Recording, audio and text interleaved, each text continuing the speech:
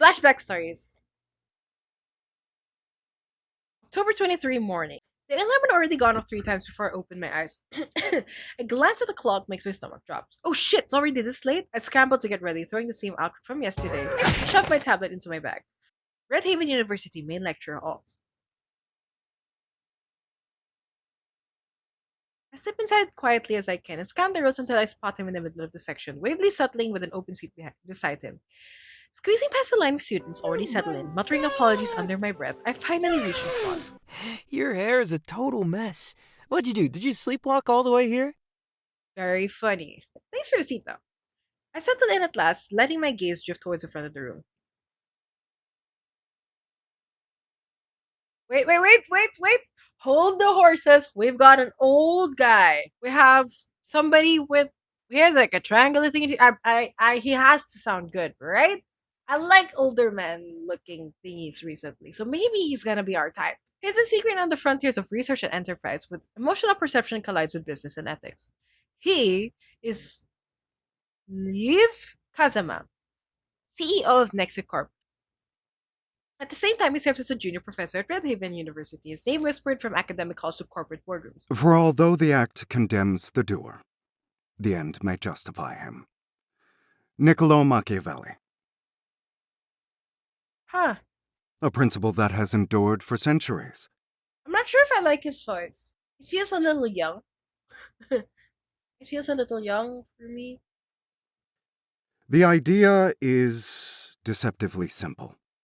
The outcome is said to cleanse the act, necessity alone redeeming what would otherwise be condemned. It is a tempting notion, one that shifts the burden from the act itself to the promise of what follows.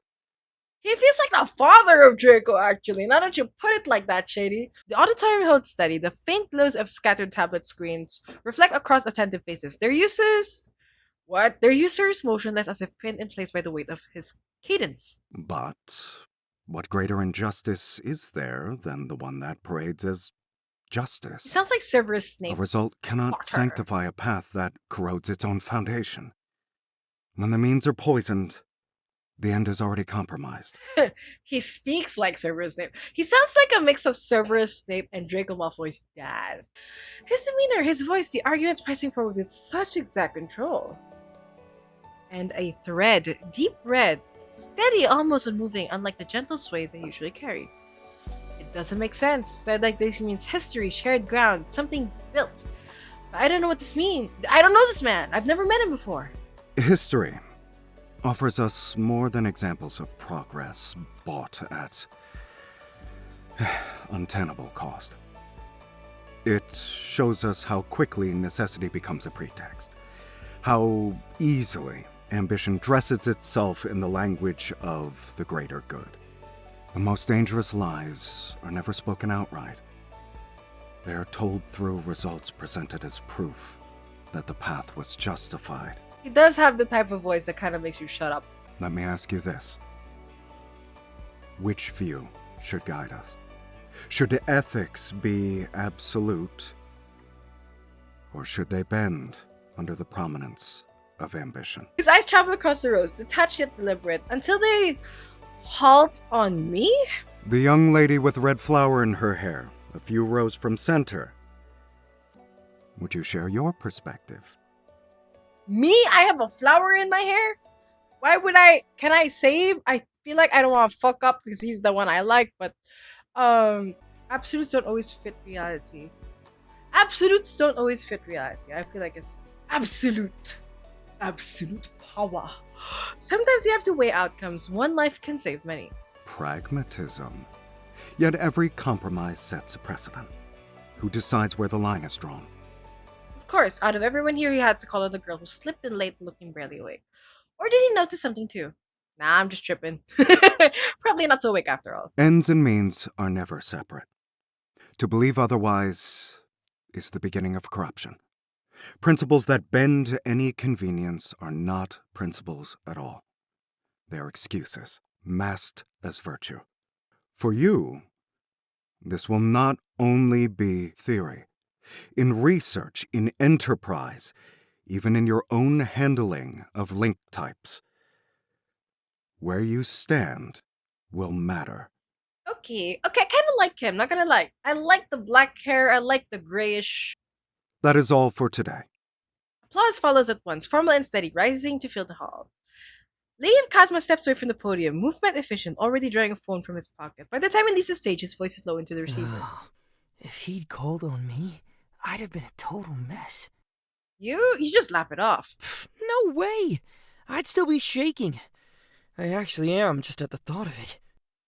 The heaviness of the lecture hangs in the air, but Sota's laugh makes it feel lighter. Like a window cracked open after too long inside. Yeah, but what's so crazy about this interaction? Finally, that was the last one. We stopped by a vending machine on the way out. Sota taps a button, 2 lemon sodas rattle Here you into the go. tray. It's still your favorite, right? You remembered! I used to drink this all the time! He cracks his can open with a hiss of carbonation. Oh, shoot! Coding project team's meeting's up already. I totally forgot the time. I'll have to go. Sorry. Normally I'd walk you home. You know that. No worries, my dude. No worries, I need to stop by the admin terminal anyway to finish my ID registration. I read that ahead of her. He hesitated a moment longer as if wanting to argue, then lets out another little laugh and then waves it off. Alright. Just don't vanish on me. Text me when you're home safe, yeah? Cutie.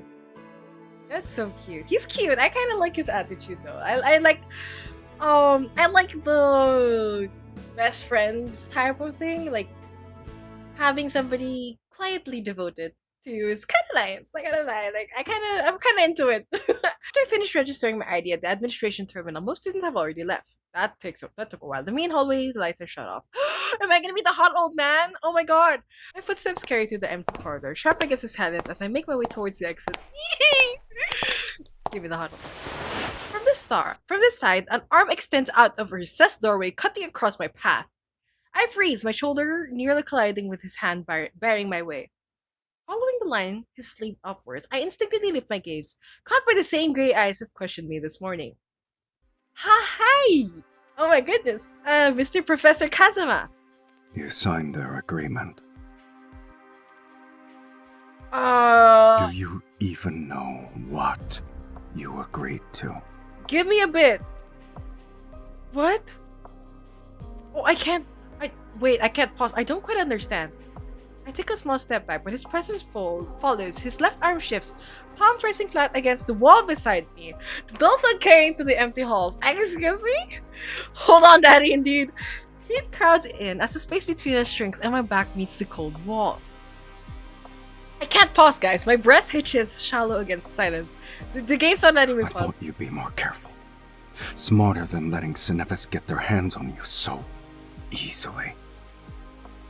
I'm sorry, what is happening? Did you want your hands on me instead? What is happening? His sleeves brushes my arm as he leans in. You really have no idea what you've stepped into.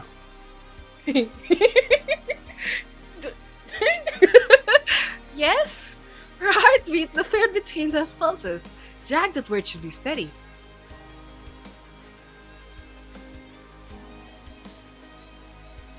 I'm sorry. This is very close. Standing bent over, gaze lowered past me. His strained breath grazes my temple.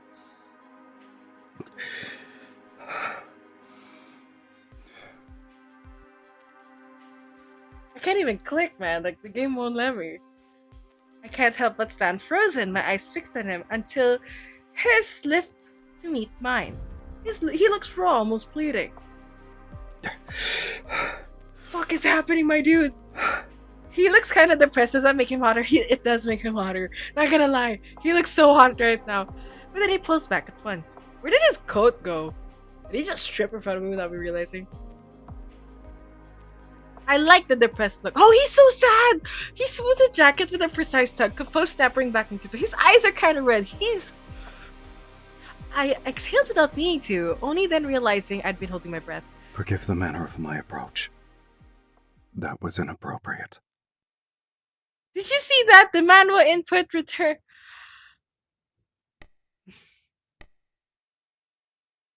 That was so hot. What the fuck? That was That was very sexy. I'm not going to deny that. That was surprising. Very it really that was very good. It set the scene. He was whispering into just one earphone. That was he slips a card from his jacket and holds it out. I take it without thinking, fingers closing around the card before my mind catches up. In case anything unusual occurs during your involvement with Cinevis, do not hesitate to contact me. Who is this man? Is he the one who paid for my tuition? Good evening, miss. Oh, Bertle. Wait. By the time the words leave me, he's already striding towards the exit. His long steps carrying him several meters before I can even think to move. I can't just let this end here. Chase after the hot man! Before I even realize it, my legs are already moving, chasing him down the corridor and through the glass doors. The cool night air rushes against my face as I hurry outside to call after him. I said, wait, you can't just act like that and walk away. He slows his pace, not enough to look caught off guard, but sufficient for me to close the distance. Go home. You don't need to involve yourself further. Bitch ass, you're the one that involved me. What the fuck you mean? What? Sure. What exactly am I not supposed to involve myself in? You're a stubborn one. You're the one that leaned in with your chest straight into my face, sir. Okay. I'm too locked in. I'm way too locked in. Let's roleplay this properly, guys. Let's roleplay this properly. It doesn't seem like I'm just one to you, though. The corner of his mouth lifts, and the shift small but unmistakable. For the first time, he almost looks amused, undeniably so. His head turns at last, cutting eyes to me while we follow the path off campus. If you're actually as smart as you think you are, you'll stay out of Cinevis matters and do exactly as I told you. Or what? Contact me only if something unusual happens. Nothing more. Or what? Mr. Kazuma, there is in fact something that seems off, and that's you. Professor, at the very least. I'm sorry, I am not calling you professor after you just pushed me against the wall, my dear sir. Just on your studies. Don't meddle in things beyond your reach, and you'll be fine. What are you gonna do? Slam me against the wall and kiss me? Now, excuse me. Without a pause, he unlocks the car and steps inside. The door shuts with a soft thud, leaving me standing in a wash of streetlight. Oh, we will meddle, alright. Oh, for sure. For sure. The meddling kids. Scooby-Doo. Scooby-Doo are friends, for those who don't know. Please tell me my friend is screaming. So, let me get this straight. Your voice is suddenly really soft, Yuki. You sneak into a lecture late, get called out by the professor, and then he corners you in a hallway? Needless I say that his shirt was slightly open and I could see part of his cleavage, but that's okay. You make it sound worse than it was. Worse? Babe, that's literally something out of a true crime podcast. Or an Atome game. Breaking the fourth wall. Don't tell me he left you with some cryptic calling card. Definitely cryptic. Yuki stares at me for a second, then breaks into a laugh loud enough to draw glances from the next table. You're kidding! I swear, if this man doesn't secretly run a shadow organization, I'll eat my apron! He's a professor, not a supervillain. Same thing, different PR strategy. Though, I'm not sure he quite got that. Alright, come on, what's his name? Spill. Leave Kazama is apparently the youngest professor at Redhaven, and Wait. Leave Kazuma? As in double espresso, no small talk, leave Kazuma? What? He's one of our regulars. Doesn't even order himself. Someone from the office calls ahead. Always takes the same seat in the back. If someone's already there, we're supposed to, rearrange the situation. Tall, rich, kind of intimidating. You know what? I take back the true crime bit. We are officially back in Atome territory. I can't help but laugh. The image fits almost too well. Yuki leans over in the table, her eyes gleaming with mischief. I mean, who could blame him if he got a little distracted?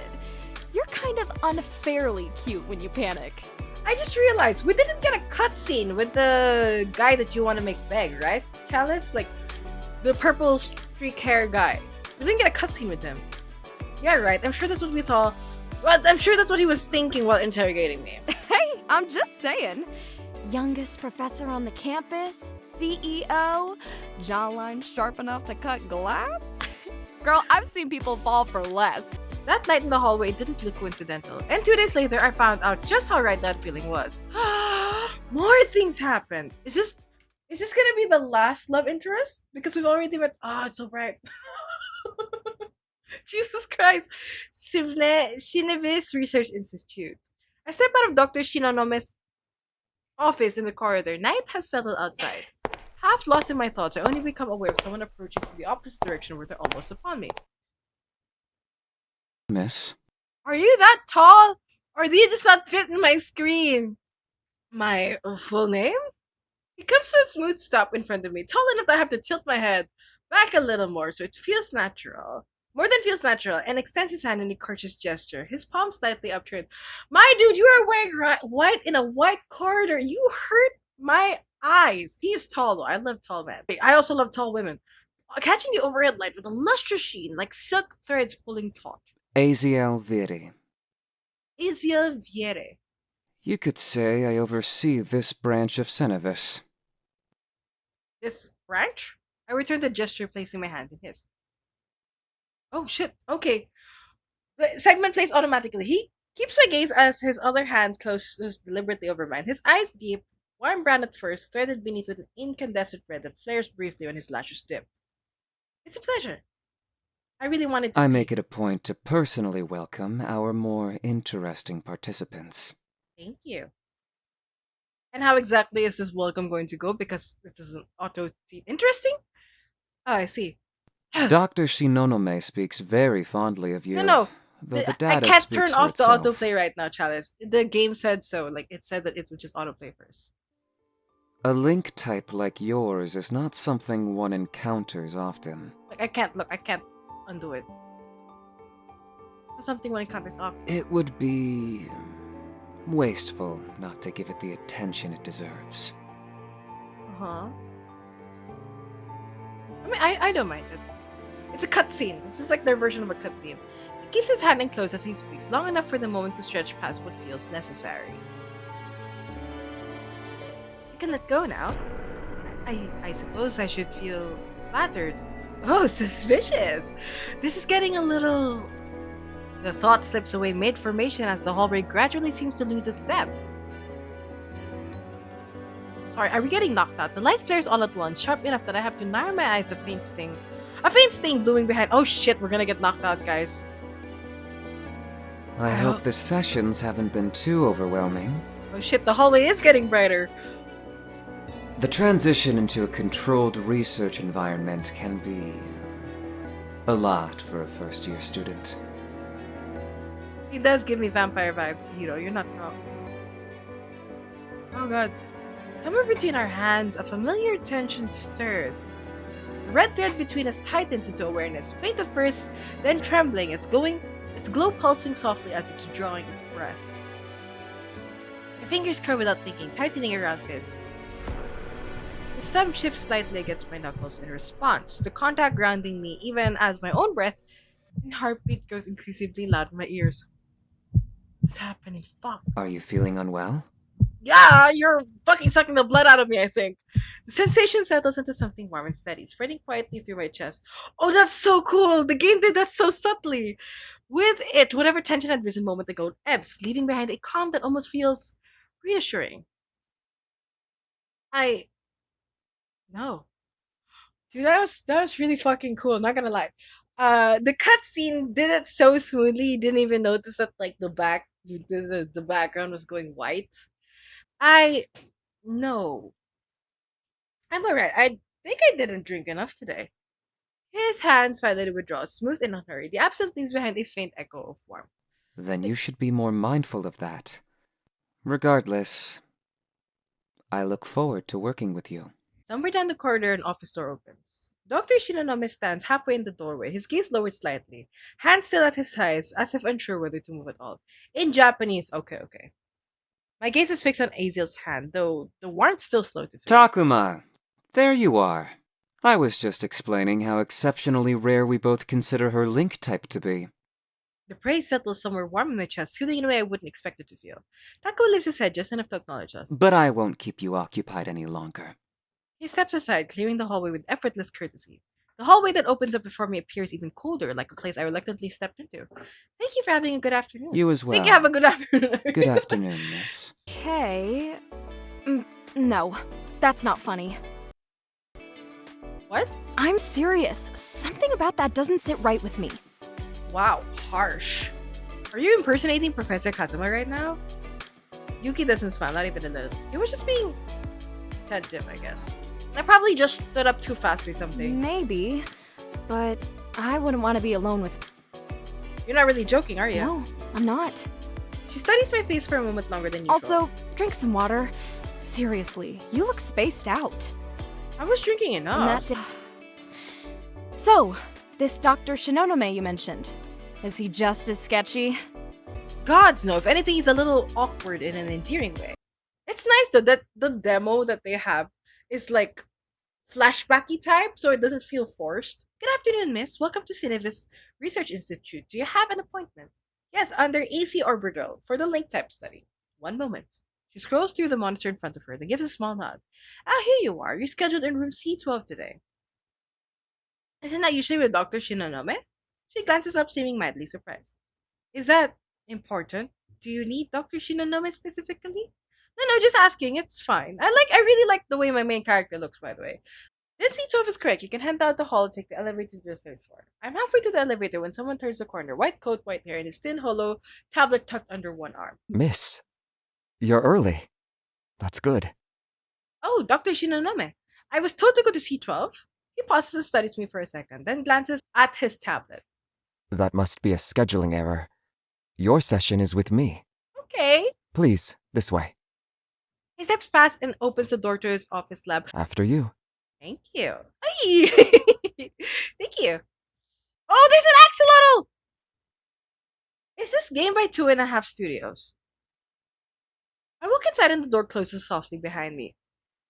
Sorry, let me just check. Is this game by 2.5 Studios? Oh no, it's a first. It's okay. It's not by 2.5 Studios. Okay, I thought it was 2.5 Studios because 2.5 Studios is the same people that did the Willamette Emporium as well as Date with Death, and they really love their axolotls. Like that's like their signature in me. The room is exactly like I remember it from the evaluation.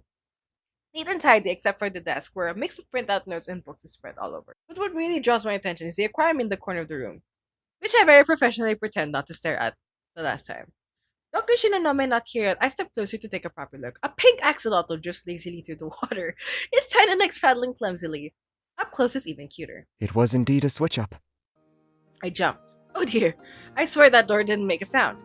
To my luck, he doesn't seem to notice my little flinch, since he looks partly lost in his own thoughts anyway. The receptionist seemed unusually abashed when I asked about your room assignment. Anyway, you like the axolotl? Yeah, it's cute. Does it have a name? No. She's the only one in the tank. So there's no risk of confusing her with anyone else.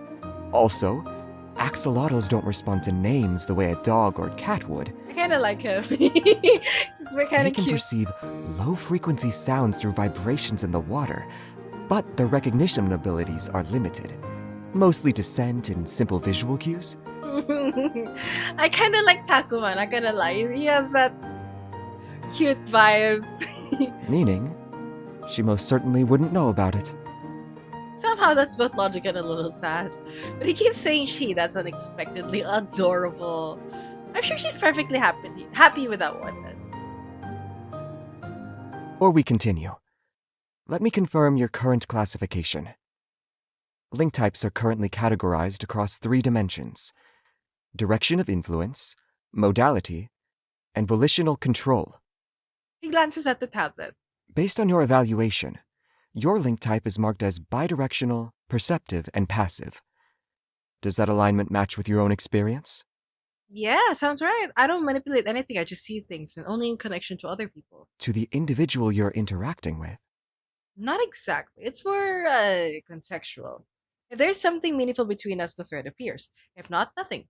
He nods slightly, the tablet logs in its neat shimmering glyphs. Since when have you been able to perceive it? For as long as I can remember, I thought everyone saw them until I was maybe 8. That's common.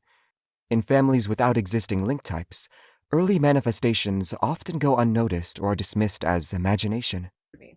Do you perceive threads between third parties? I don't think so. At least I've never noticed anything like that. It happens. I'm pretty sure I would have seen it. If you ever notice anything like that, feel free to bring it up. Otherwise, any Irregularities, flickering, incomplete manifestations? Irregularities? I mean, there are things. Ray's thread is strange, and sometimes a thread feels stronger and more present than it should. Uh, I want to understand it too. I want to know what's up with that too. So, yes, sometimes the timing is strange, or the connection itself doesn't make sense, in my opinion. Like seeing a thread with someone I barely know, or it being kind of there, not there, almost fractured or incomplete. I'm gonna try to describe it. That's useful information. Could you elaborate on the incomplete thread? In what context did it occur? And with whom? I explain the moment with Ray in the hallway as best as I can. The flicker, the sense that something should have been there, how it vanishes the I second I see. focus on it. We'll document that pattern and track whether it repeats. Okay. That covers everything we need for today. He reaches for the tablet. I wonder, he must have a link type too, right? May I ask you something? He pauses with an expectant look in his face, waiting for me to continue. What's your link type? A brief pause follows, like he's considering how much to say. Other directed, perceptive, passive. It's similar to mine. No. The classification system describes functional parameters, not experimental similarity. But you can see things too? In a manner of speaking. But it's not something I usually discuss in details with participants. Sorry. Right, that was probably a bit too personal. I really shouldn't be this curious, but I am. No, it's a reasonable question. He looks pissed. I just prefer not to bias your self-assessment by going too much into my own perception. He studies me for a moment. But we're essentially finished for today, so it won't interfere. Put simply, I perceive emotional states as color auras surrounding the person. So he basically reads people like an open book. Goodbye, privacy. However, that sounds beautiful. Your world must be incredibly colorful. In theory, yes. But outside of these auras, my vision is monochromatic. Oh, that's sad. All he can do is read colors. Like, people's emotions, I didn't realize. I'm sorry, I didn't mean to pry. His gaze shifts slightly, like he's trying to reconcile the color he's seeing with the apology I just offered. Most people would be curious. There's a brief pause, then he straightens a little. If you don't have any further questions, we're done for today. No, that's all. I'll Thank see you at your next appointment then. Okay. Okay. I think this is the end of the demo too. I feel like we've met all the characters. You're right. The way you tell it, he's just nerdy doctor awkward. Not run for your life awkward. See, I told you. And he has a link type too, you said? Yeah, he sees emotions as colors, but I feel like seeing them and knowing what to do with them are two very different things. Not that he doesn't understand them, just not always on a personal level. So he's missing the field experience. I guess you could say it like that. Though, honestly, that might not even be a bad thing for his True. job. Objectivity can be useful, but you could also, teach him how feelings work. I just want to say, for a game that's like trying to act like it's not an Otome game, but also an Otome game, Yuki is she's a very wide character. Is it just me? Like, she's a side character, I'm sure, but she's a very wide character. I can't tell what her attitude is. Excuse me, there's a doctor here, right? Is that just me? Yuki snorts. The tension between us finally dissolving into an easy laugh. Sorry. If anyone's going to notice something off about that weird guy you mentioned earlier, it's probably him. Might be worth asking him sometime. Yeah, maybe. I guess I'm just so used to NPCs being useless that I'm not used to a useful NPC. The cafe is going noticeably busier. Yuki checks her time on her phone, her shoulders shrinking. My break's almost over. I wave a quick goodbye before heading out, the bell above the door chiming softly behind me.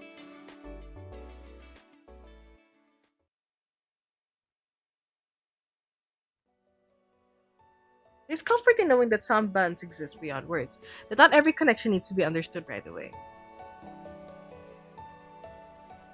Somewhere beneath it all, I can feel the thread still there, waiting for fate to unfold.